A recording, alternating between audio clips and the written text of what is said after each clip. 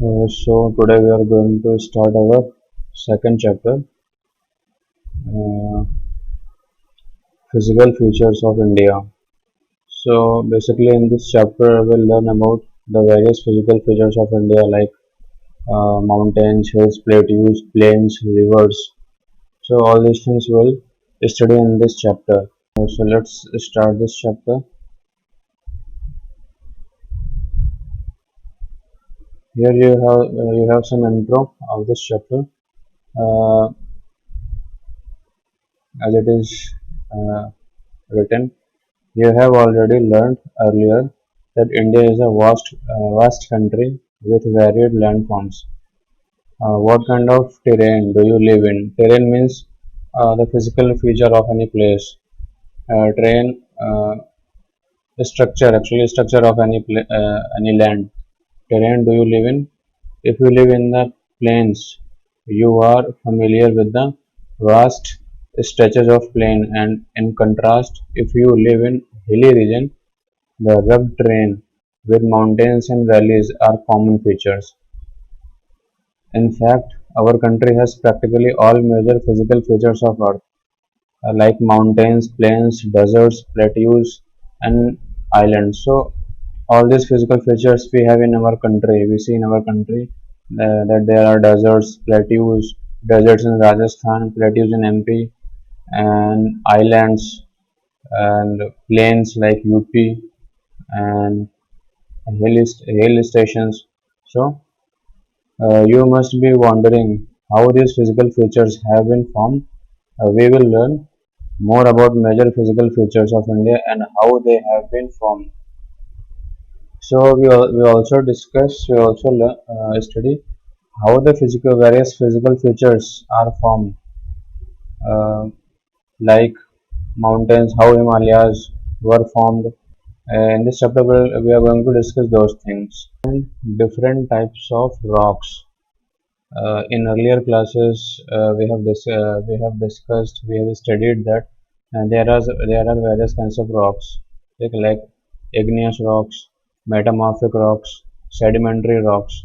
So some are very hard, like marble, which has been used for making the Taj Mahal, and some are very soft, like soapstone, which is used in making talcum powder.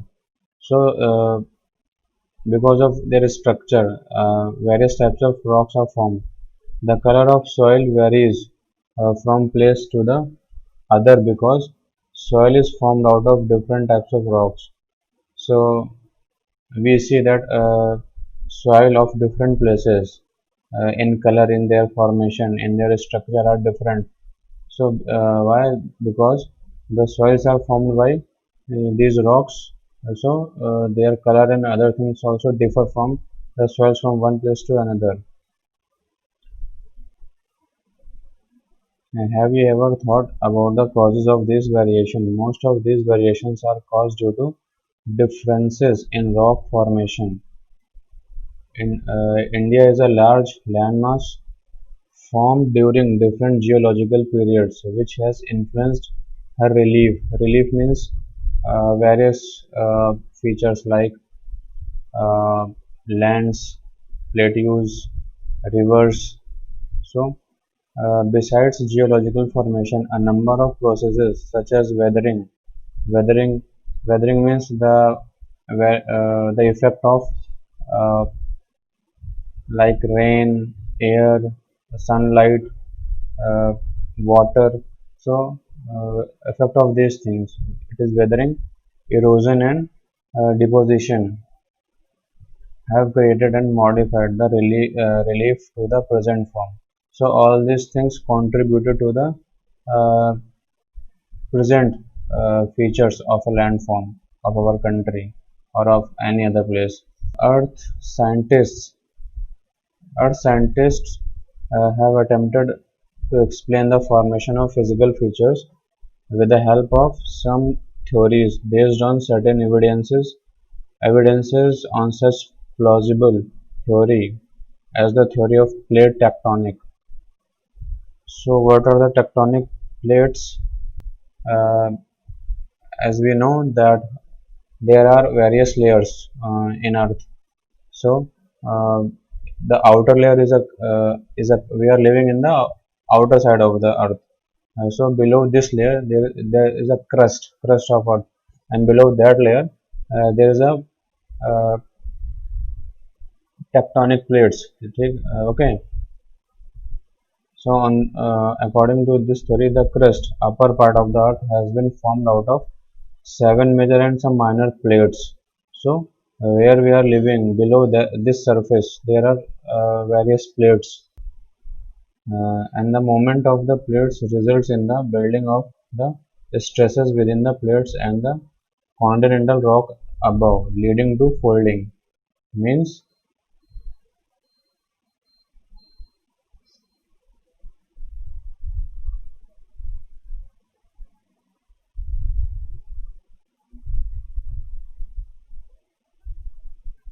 the movement of the plates results in the building up of stresses within the plates and the continental rock above, leading to folding, faulting, and volcanic activities. So, as these tectonic plates move, either they move towards or move apart. So this causes movement on the upper crust also.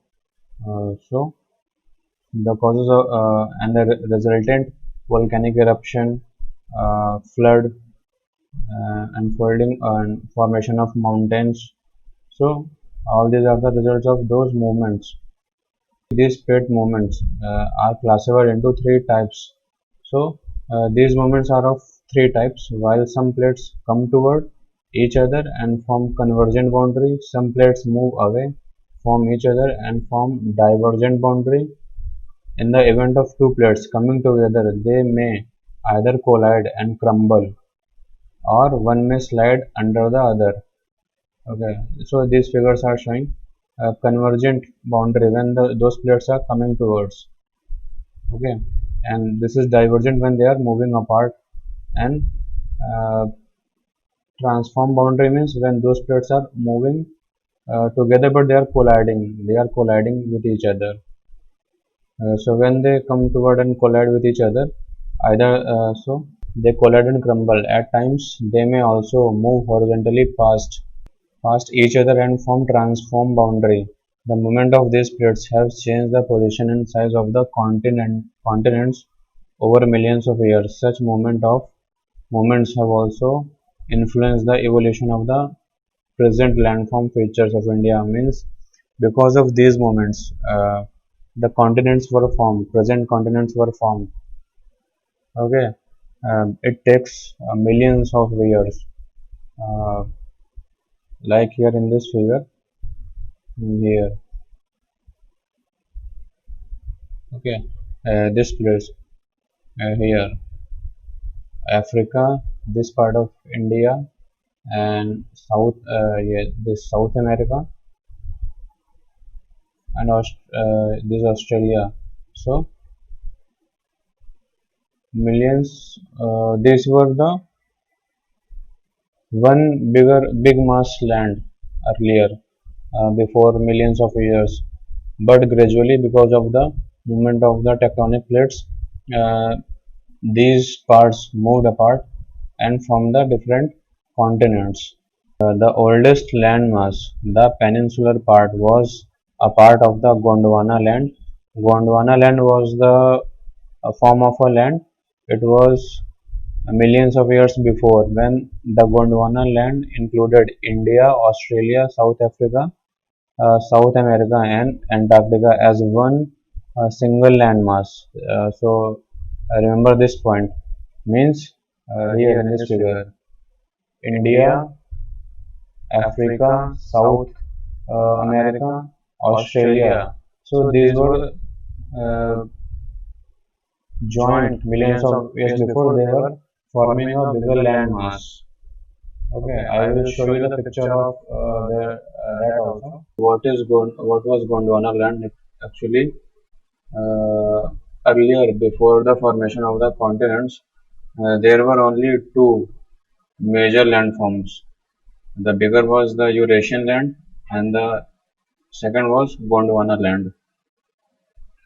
The Gondwana land includes India, Australia, South Africa, South America, and Antarctica as one single landmass. So, uh, as we today see that India, Australia, South Africa, South America, these Antarctica are different uh, continents, but during that time, millions of years before, these were forming a bigger landform named as Gondwana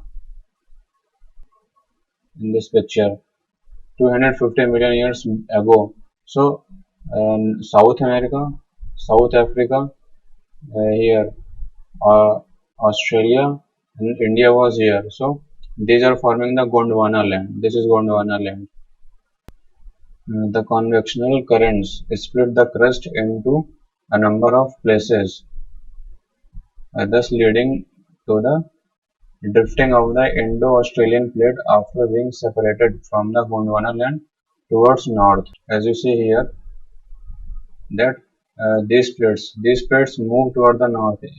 India here and the part of Australia is here. These after separating this Gondwana land, they started to move in the north side of the northern side, and here Australia came over here and India came over here attached to this plate, this bigger landform. The northward drift resulted in the collision of the plate with the much larger Eurasian plate. Due to this collision, the sedimentary rocks which were accumulated in the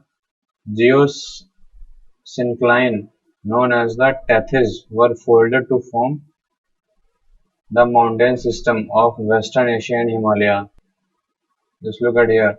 When these two lands started moving in the northern side, so and look at here in this figure that this India it's collided with this Eurasian plate, and here at this point here the Himalaya was formed because of this collision out of the Tethys Sea and subsidence of the northern flank of the peninsular plateau resulted in the formation of a large basin. So what was the Tethys Sea? Look at here in this picture. 250 million years ago, when this was the structure of Earth and the land masses. So here this was the Tethys Sea. So after the movement of the plates, when Indian plate and the Australian plate move towards the northern part, then this Indian plate collided with this Eurasian plate and formed the here they form the Himalayan mountain. In due course of time, this depression gradually got filled with the deposits of sediments by the rivers flowing from the mountains in the north and the peninsular plateau in the south. So, after the after the formation of Himalaya in the below part of Himalaya, there was a great basin was formed. So this was a great depression, and which was gradually filled by the rivers flowing from the mountains. A flat land of extensive alluvial deposits led to the formation of the northern plains of the India. So due to this, the northern plate of India was formed. This so northern plains of India were formed due to this collision and the deposits of the rivers which were flowing from the mountains from the Himalayas. The land of India displays great physical variation. Geologically, the Peninsular Plateau constitutes one of the ancient land masses on the Earth's surface. So, this part of India, this part is the uh, part of the oldest landmass of Gondwana land. It was supposed to be one of the most stable land blocks. The Himalayas and the northern plains are the most recent landforms. So, because Himalaya and the northern plates were formed after the collision of the Indian plates with the Eurasian plates. From the viewpoint of geology, Himalayan mountains form an unstable zone. So it is an new and unstable zone. The whole mountain system of Himalaya represents a very youthful topography. Topography is the structure of a land. So it represents a very youthful topography with high peaks, deep valleys, and the fast-flowing rivers. The northern plains are formed of alluvial deposits. The peninsular plateau is composed of igneous and metamorphic rocks with gently rising hills and wide valleys. So, uh, now we know that how land of India was formed. Due to first it was separated from the Gondwana land. After that, it was collided with the Eurasian plate, the formation of Himalaya, and also the oldest landform, which was the part of Gondwana land, is the peninsular part of India, which was the part of Gondwana land. It is enough for the today's, and in the next class we'll discuss about the major physical divisions of India. Okay.